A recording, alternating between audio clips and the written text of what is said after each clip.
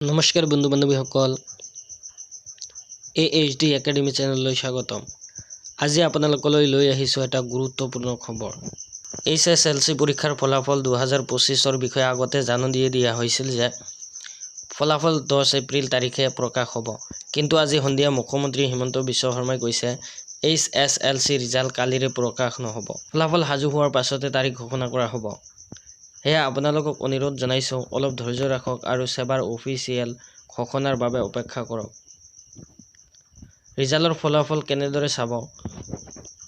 Result দিয়াৰ পিছত ফলাফল ঘোষণা হ'লে আপুনি তলৰ যিকোনো ৱেবছাইটত গৈ আপোনাৰ ৰোল নম্বৰ দি ফলাফল চাব পাৰিব। sebaonline.org আৰু resultassam.nic.in ত ক্লিক কৰি আপোনালোকে ৰিজাল্ট চাব পাৰে। HSLC পৰীক্ষাৰ্থীসকলক মোৰ পৰা অশেষ শুভকামনা।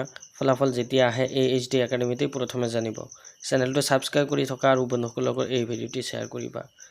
আৰু তোমালোকে যদি ভাবি থাকা যে তেনেহ'লে ৰিজাল্ট কেতিয়া দিব, তোমালোকে চিন্তা কৰি থাকিব নালাগে, নটিফিকেশ্যন আহিব। এতিয়ালৈ কেতিয়া ৰিজাল্ট দিব কোনো নিশ্চিত হোৱা নাই, নিশ্চিত ডেট হোৱা নাই।